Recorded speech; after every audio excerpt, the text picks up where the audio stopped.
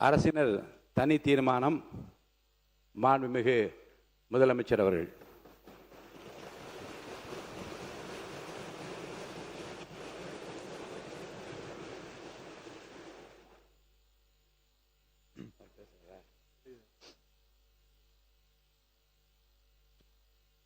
மாண்புமிகு பேரவைத் தலைவர் அவர்களே, நம்மளோட குடும்பத்தில் இருக்கிற, நம்மளோட வீட்டில் இருக்கிற நம்ம பாட்டியை, நம்ம அம்மாவை, நம்ம அக்காவை, நம்ம தங்கச்சியை பற்றின ஒரு தீர்மானம். அதை பற்றி பேசுகிறதுக்கு, அவங்களுக்காக பேசுகிறதுக்கு நம்ம மனசில் இருந்து, நம்ம இதயத்தில் இருந்து பேசுகிறேன். இதுக்கு முன்னாடி இந்த விஜய்க்கு கிடைச்ச இடத்துக்கும்,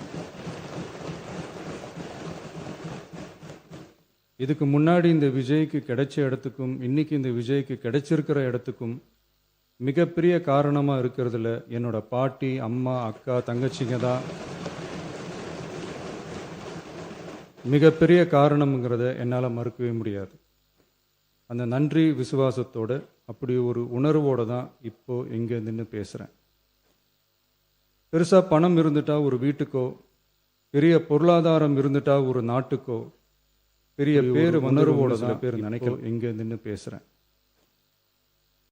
பெருசாக பணம் இருந்துட்டா ஒரு வீட்டுக்கோ, பெரிய பொருளாதாரம் இருந்துட்டா ஒரு நாட்டுக்கோ பெரிய பேர் வந்துடும்னு சில பேர் நினைக்கலாம்.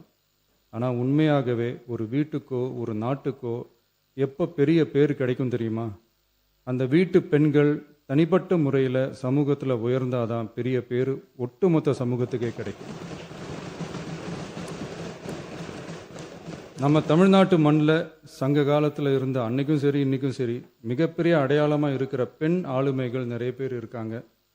ஔவையார், காக்கை, பாடினியார்னு சங்க காலத்து ஆளுமைகள், கண்ணகி, மணிமேகலை, குண்டலகேசி இவங்கெல்லாம் இலக்கியத்தில் நிலைச்சி நிற்கிறவங்க.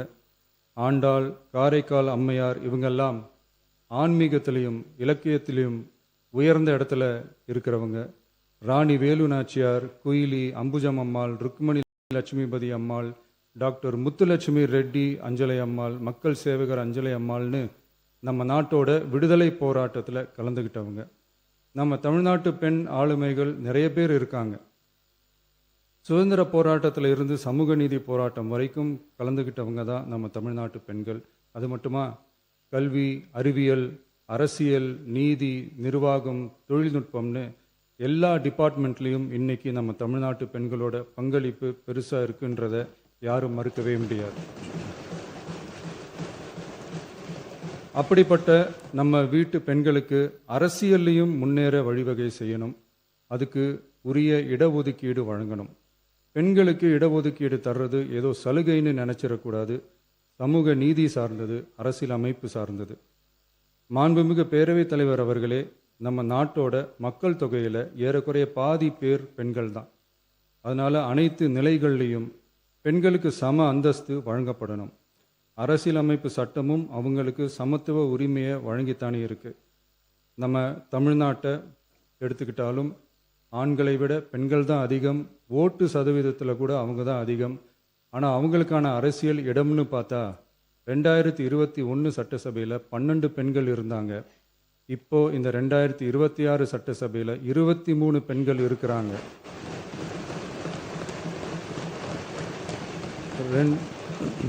ரெண்டு மடங்கு ஆகி இருக்கு. ஆனாலும் சதவீத கணக்குப்படி பெருசாக உயரலை. மாண்புமிகு பேரவைத் தலைவர் அவர்களே, ஒன்றிய அரசு 2023ஆம் ஆண்டு மக்களவை, அனைத்து மாநில சட்டமன்றங்கள் மற்றும் டெல்லி யூனியன் பிரதேச சட்டமன்றத்தில் பெண்களுக்கென 1/3 தொகுதி ஒதுக்கீட்டை கட்டாயமாக்கி 106வது அரசியல் சாசன திருத்த சட்டத்தினை 2023 செப்டம்பர் 28 நிறைவேற்றி 2026 ஏப்ரல் 16 முதல் நடைமுறைக்கு வந்துள்ளது. இருப்பினும் மேற்படி தொகுதி ஒதுக்கீடானது மக்கள் தொகை கணக்கெடுப்பு மற்றும் அதை தொடர்ந்து நடக்கும் தொகுதி மறுவரையறை பணிகளுக்கு பிறகுதான் முழுமையாக நடைமுறைக்கு வரும் என்று தெரிவிக்கப்பட்டுள்ளது. மேலும் ஒன்றிய அரசு 2026ஆம் ஆண்டு 131வது அரசியல் சாசன திருத்தச் சட்ட மசோதாவையும் 2026ஆம் ஆண்டு தொகுதி மறுவரையறை சட்ட மசோதாவையும் தாக்கல் செய்து 2026 ஏப்ரல் 17இல் 2/3 பங்கு உறுப்பினர்களில் ஆதரவு இல்லாமல் மசோதா நிறைவேறவில்லை. அவ்வாறு மக்கள் தொகை கணக்கெடுப்பு மற்றும் தொகுதி மறுசீரமைப்புடன் பெண்களுக்கான தொகுதி ஒதுக்கீட்டை இணைப்பதால் அதனை நடைமுறைப்படுத்த மேலும் பல ஆண்டுகள் காலதாமதம் ஆகலாம். மாண்புமிகு பேரவைத் தலைவர் அவர்களே, நாடாளுமன்றம் மற்றும் மாநில சட்டமன்றங்களில் மகளிருக்கென 1/3 பங்கு தொகுதி ஒதுக்கீட்டு செய்து சட்டம் நிறைவேற்றப்பட்டிருந்த போதிலும் அதனை நடைமுறைப்படுத்துவதில் ஏற்படும் கால தாமதத்தினால் அச்சட்டம் நிறைவேற்றப்பட்டதன் நோக்கம் நிறைவேறாமல் காலம் தாழ்த்தப்படும் சூழ்நிலை உருவாகியுள்ளது. இது பெண்களின் அரசியல் உரிமையை மறுக்கும் செயலாகும். எனவே மகளிருக்கான தொகுதி ஒதுக்கீட்டை மக்கள் தொகை கணக்கெடுப்பு மற்றும் தொகுதி மறுவரையுடன் இணைத்து அதனை ஒத்திவைக்கக்கூடாது. மேற்படி தொகுதி ஒதுக்கீட்டை விரைந்து நடைமுறைப்படுத்துவதற்கு உரிய நடவடிக்கைகள் எடுக்கப்பட வேண்டும் என தமிழ்நாடு அரசு ஒன்றிய அரசை வலியுறுத்துகிறது. மாண்புமிகு பேரவைத் தலைவர் அவர்களே, நம்ம டிவிகே அரசு பெண்களுக்கான அரசியல் அதிகாரம் வழங்குறதுல முன்னோடி மாநில அரசாக தான் இருக்கு. 4 பெண் அமைச்சர்கள் இருக்கிறாங்க. பெண்கள் பாதுகாப்புக்கு சிங்கப்பெண் சிறப்பு அதிரடிப்படை இருக்கு. பெண்களுக்கான பாதுகாப்பில் பெண்களுக்கான இம்பார்ட்டன்ஸில் டிவிகே அரசு ரொம்ப கவனமாக தான் இருக்கு. இனியும் அப்படி தான் இருக்கும். உள்ளாட்சியில் பெண்களுக்கு 50% இடஒதுக்கீடு கொடுத்ததும் இன்னைக்கு ஆயிரக்கணக்கான பெண்கள் மக்கள் பிரதிநிதிகளாக மாறி இருக்காங்க. அவங்களோட தலைமை பண்பும் ப்ரூவ் ஆகி இருக்கு. அதே மாதிரி பெண்களோட வெற்றியை சட்டமன்றத்திலையும் பார்லிமெண்ட்லையும் எக்ஸ்டெண்ட் பண்ண வேண்டிய நேரம் வந்துருச்சு. மாண்புமிகு பேரவைத் தலைவர் அவர்களே, இன்று இந்த பேரவையின் வாயிலாக பெண்களுக்கான 33% இடஒதுக்கீட்டை இனியும் தாமதிக்காமல் நடைமுறைப்படுத்த வேண்டும் என்று ஒன்றிய அரசை வலியுறுத்துகிறோம். இது பெண்களுக்கான சலுகை இல்லை, இது அவர்களுடைய ஜனநாயக உரிமை. இது ஒருவருக்கான வெற்றி அல்ல, இது இந்திய ஜனநாயகத்தின் வெற்றி. ஒரு பெண் அதிகாரம் பெறும்போது ஒரு குடும்பம் உயர்கிறது. ஆயிரக்கணக்கான பெண்கள் அதிகாரம் பெறும்போது ஒரு நாடே உயர்கிறது. மக்கள் தொகை கணக்கெடுப்பு மற்றும் தொகுதி மறுசீரமைப்புடன் பெண்களுக்கான தொகுதி ஒதுக்கீட்டை இணைப்பதால் ஏற்படும் காலதாமதத்தின் காரணமாக பெண்களுக்கான தொகுதி ஒதுக்கீட்டை ஒத்திவைக்க கூடாது என்றும் அதை விரைவாக அமல்படுத்த தகுந்த அரசியலமைப்பு மற்றும் சட்டப்பூர்வ நடவடிக்கைகள் எடுக்கப்பட வேண்டும் என்றும் தமிழ்நாடு அரசு ஒன்றிய அரசை வலியுறுத்துகிறது.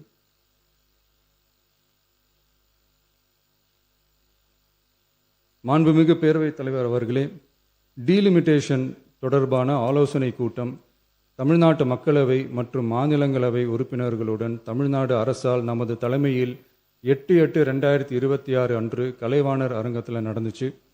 அந்த கூட்டத்தில் தமிழ்நாட்டை சேர்ந்த அனைத்து மக்களவை மற்றும் மாநிலங்களவை உறுப்பினர்களுக்கும் அழைப்பு விடுக்கப்பட்டு இந்திய தேசிய காங்கிரஸ் கட்சியின் 11 உறுப்பினர்களும், விடுதலை சிறுத்தைகள் கட்சியின் 2 உறுப்பினர்களும், இந்திய கம்யூனிஸ்ட் கட்சியின் 2 உறுப்பினர்களும், மார்க்சிஸ்ட் கம்யூனிஸ்ட் கட்சியின் 2 உறுப்பினர்களும், இந்திய யூனியன் முஸ்லீம் லீக் கட்சியின் உறுப்பினரும் மற்றும் மறுமலர்ச்சி திராவிட முன்னேற்றக் கழகத்தின் உறுப்பினரும் என 6 கட்சிகளை சேர்ந்த உறுப்பினர்கள் பங்கேற்றாங்க.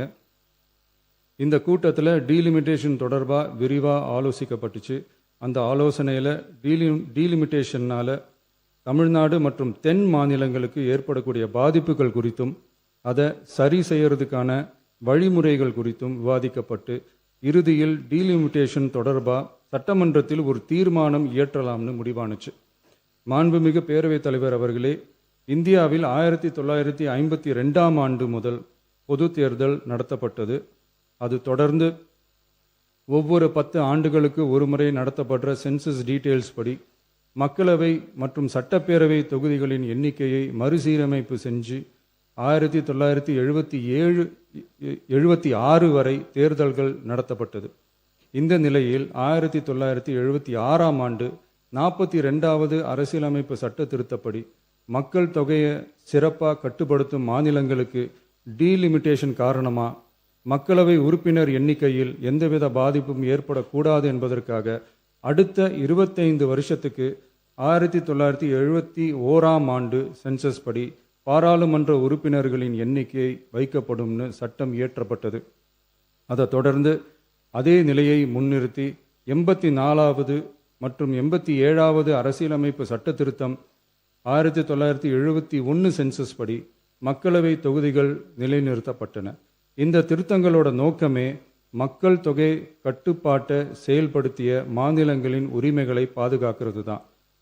மாண்புமிகு பேரவைத் தலைவர் அவர்களே, அந்த 25 வருஷ லிமிட் இந்த 2026 முடியுது. இதை முன்னிட்டு கடந்த 50 வருஷமாக இருந்து வந்த டீலிமிட்டேஷன் தடையை அகற்றி 2011 சென்சஸ் அடிப்படையில் மக்களவை மற்றும் சட்டப்பேரவை தொகுதிகளின் எண்ணிக்கையை நிர்ணயிக்க நாடாளுமன்றத்தில் ஒரு மசோதா ஏப்ரல் 2026 அறிமுகப்படுத்தப்பட்டு அந்த மசோதா தோல்வியில் முடிஞ்சது. இப்போ மீண்டும் ஒன்றிய அரசு மக்களவை உறுப்பினர்களின் எண்ணிக்கையை 50% அதிகரிக்க செய்து டீலிமிட்டேஷன் மசோதாவை அறிமுகப்படுத்த உத்தேசித்து இருப்பதா சில அரசியல் கட்சிகள் தெரிவிப்பதா கூறப்படுது. இந்த வரக்கூடிய மசோதா குறித்து 8/8/2026 பாராளுமன்ற உறுப்பினர்களோட நடந்த கூட்டத்தில் விவாதிச்சப்போ மேலே சொன்ன மாதிரி தற்போது அறிமுகப்படுத்தப்பட உள்ள மசோதா நிறைவேறினால் ஒவ்வொரு மாநிலத்துக்கும் தலா 50% மக்களவை உறுப்பினர்களின் எண்ணிக்கையை முதலில் அதிகரித்தாலும் அதனைத் தொடர்ந்து 2026 சென்சஸுக்கு பிறகு அரசியலமைப்பு பிரிவு ஆர்டிகல் 81(2)A அதன் கீழ் மாநிலத்தின் மக்கள் தொகையின் அடிப்படையில் தொகுதிகள் மறுசீரமைக்கப்படும். இப்படி செஞ்சா தென் மாநிலங்களின் பாராளுமன்ற உறுப்பினர் எண்ணிக்கை வெகுவா குறைய வாய்ப்பு இருக்கு. கடைசியில் மக்கள் தொகை கட்டுப்பாட்டை சிறப்பாக செயல்படுத்தின தமிழ்நாடு உள்ளிட்ட தென் மாநிலங்களுக்கு பெரும் அரசியல் பிரதிநிதித்துவ அநீதி இழைக்கப்படும். சர்வ வல்லமை பெற்றதா டீலிமிட்டேஷன் ஆணையம் இருக்கு. இந்த அதிகாரத்தை தவிர்த்து பாராளுமன்றத்திற்கே இறுதி செய்யும் அதிகாரம் இருக்க வேண்டும் என்ற கருத்தும் முன்வைக்கப்பட்டது. மாண்புமிகு பேரவைத் தலைவர் அவர்களே, தமிழ்நாட்டு உள்ளிட்ட தென் மாநிலங்கள் மக்கள் தொகை கட்டுப்பாட்டு திட்டங்களை சிறப்பாக செயல்படுத்தி பொருளாதார முன்னேற்றம் பெற்று வரும் நிலையில் கடந்த 50 ஆண்டுகளாக நடைமுறையில் உள்ள மக்களவை மற்றும் சட்டப்பேரவை தொகுதிகளின் எண்ணிக்கையை அப்படியே நிலைநிறுத்த வேண்டிய கட்டாய தேவை உள்ளது. எனவே தற்போதுள்ள மக்களவை உறுப்பினர்களின் எண்ணிக்கையான 543 என்ற அளவிலேயே நிரந்தரமாக வைப்பதற்கும் மாநிலங்களுக்கு இடையேயான எண்ணிக்கை பகிர்வை நிரந்தரமாக வைக்கவும், மேலும் தற்போது மக்களவை மற்றும் மாநிலங்களவையோட விகிதம் 2.2:1 என்ற அளவிலேயே நிலைநிறுத்த வேண்டும். அதற்கு தேவையான மற்றும் உரிய சட்ட திருத்தங்கள் பாராளுமன்றத்தில் கொண்டு வர வேண்டும் என்ற கருத்தை ஒருமனதாக தீர்மானிக்கப்பட்டுச்சு. மாண்புமிகு பேரவைத் தலைவர் அவர்களே, மகளிர் இடஒதுக்கீடு சட்டத்தினை அமுல்படுத்த மேலும் காலதாமதம் இல்லாமல் தற்போது 543 என்ற நிலையிலேயே 1/3 தொகுதி மகளிர் தொகுதிக்கு வருகின்ற 2029 பாராளுமன்ற தேர்தலில் நடைமுறைப்படுத்த வேண்டும் என்ற முன்மொழியும் தீர்மானிக்கப்பட்டுச்சு. ஆகவே மேற்கூறிய காரணங்களால் தமிழ்நாட்டில் உள்ள அனைத்து சட்டமன்ற கட்சியின் தலைவர்களும் ஒருமித்த கருத்தோடு தமிழ்நாட்டை முன்னிறுத்தி கட்சி வேறுபாடின்றி ஒருமித்த குரலில் பேச வேண்டும் என்ற கருத்தை வலியுறுத்தி நாம முன்மொழிகிற தீர்மானத்தை ஒருமனதாக நிறைவேற்றி தருமாறு கேட்டுக்கொள்கிறோம். தொகுதி மறுவரையறை மற்றும் மகளிர் இடஒதுக்கீடு அரசினர் தனி தீர்மானம். தமிழ்நாடு உள்ளிட்ட அனைத்து மாநிலங்கள் மற்றும் யூனியன் பிரதேசங்களில் மக்களவை சட்டப்பேரவை உறுப்பினர்களின் எண்ணிக்கையானது கடந்த 50 ஆண்டுகளாக 1971 ஆண்டினுடைய மக்கள் தொகை கணக்கெடுப்பு புள்ளி விவரங்களின்படி நிர்ணயிக்கப்பட்டு தேர்தல்கள் நடத்தப்பட்டு வருகிறது. ஏப்ரல் 2026 பாராளுமன்றத்தில் கடந்த 50 ஆண்டு கால தொகுதி மறுவரையறை தடையை நீக்கவும் 2011 ஆண்டு மக்கள் தொகை கணக்கெடுப்பு அடிப்படையில் தொகுதி மறுவரையறை செய்திடவும் மக்களவை உறுப்பினர்களின் எண்ணிக்கையை 550 850 அதிகரிக்கவும் கொண்டுவரப்பட்ட அரசியலமைப்பு சட்ட திருத்த மசோதா தோல்வியடைந்தது. இந்நிலையில் மீளவும் மேற்குறிப்பிட்ட அரசியலமைப்பு சட்ட திருத்த மசோதா கொண்டுவரப்பட உள்ளது என தெரிந்ததின் அடிப்படையில் 1971 பிறகு உள்ள எந்த மக்கள் தொகை கணக்கெடுப்பை அடிப்படையாக கொண்டு தொகுதி மறுவரையறை செய்தாலும் மக்கள் தொகையை சிறப்பாக கட்டுப்படுத்திய தமிழ்நாடு உள்ளிட்ட தென் மாநிலங்களின் நாடாளுமன்ற பிரதிநிதித்துவம் நிரந்தரமாக பாதிக்கப்படும் என்பது நிதர்சனமான உண்மை. ஒன்றிய அரசு அளித்த உறுதியின்படி மக்கள் தொகை கட்டுப்பாட்டு திட்டங்களை சிறப்பாக செயல்படுத்தி நல்ல பொருளாதார வளர்ச்சி கண்டு நல்ல சுகாதாரம் மக்கள் நல திட்டங்களை மேற்கொண்டு வரும் எந்த ஒரு மாநிலமும் தொகுதி மறுவரையால் பாதிக்கப்படாமல் பார்த்து கொள்வது ஒன்றிய அரசின் தலையாய கடமையாகும். எனவே தற்போதுள்ள மக்களவை உறுப்பினர்களின் எண்ணிக்கையான 543 என்ற அளவிலேயே நிரந்தரமாக வைப்பதற்கும் மாநிலங்களுக்கு இடையேயான எண்ணிக்கை பகிர்வை நிரந்தரமாக வைக்கவும், மேலும் தற்போது மக்களவை மற்றும் மாநிலங்கள் அவையினுடைய விகிதம் 2.2:1 என்ற அளவிலேயே நிலைநிறுத்த வேண்டும் என்றும், அதே வேளையில் பெண்களுக்கான 33% இடஒதுக்கீட்டை காலதாமதமின்றி தற்போது 543 தொகுதிகளின் அடிப்படையிலேயே 2029ஆம் ஆண்டு மக்களவை தேர்தலில் நடைமுறைப்படுத்த வேண்டும் என்றும் ஒன்றிய அரசை வலியுறுத்தி தமிழ்நாடு சட்டமன்ற பேரவை கீழ்கண்ட தீர்மானங்களை ஒருமனதாக நிறைவேற்றுகிறது. 1. நாடாளுமன்ற மக்களவையின் மொத்த உறுப்பினர்களின் எண்ணிக்கையை 543 என்ற நிலையிலேயே நிரந்தரமாக்க வேண்டும். 2. தற்போதுள்ள மக்களவை உறுப்பினர்களின் இடங்களின் எண்ணிக்கையை மாநிலங்களுக்கிடையே, அதாவது விகிதாச்சார பிரதிநிதித்துவம் தற்போதுள்ள அளவிலேயே நிரந்தரமாக்க வேண்டும். 3. வரவிருக்கும் மக்களவை பொது தேர்தலிலும் அதன் பிறகு சட்டமன்ற பொது தேர்தல்களிலும் 1/3 தொகுதி ஒதுக்கீட்டு பலனை பெண்கள் பெறுவதை உறுதி செய்ய வேண்டும் என ஒன்றிய அரசை தமிழ்நாடு சட்டமன்ற பேரவை ஒருமனதாக வலியுறுத்துகிறது. மாண்புமிகு பேரவைத் தலைவர் அவர்களே, இந்த தீர்மானம் ஒரு அரசியல் கட்சியின் தீர்மானம் அல்ல, தமிழ்நாட்டின் உரிமையை நிரந்தரமாக பாதுகாக்கும் தீர்மானம். எனவே அனைத்து கட்சிகளை சேர்ந்த மாண்புமிகு பேரவை உறுப்பினர்கள் இந்த தீர்மானத்தை ஒருமனதாக நிறைவேற்றி தர வேண்டும் என்று கேட்டுக்கொள்கிறோம். நன்றி. மாண்புமிகு உறுப்பினர் ஆர். செல்லசாமி அவர்கள் இது குறித்து கருத்துக்கள் தெரிவிக்க விரும்பலாம்.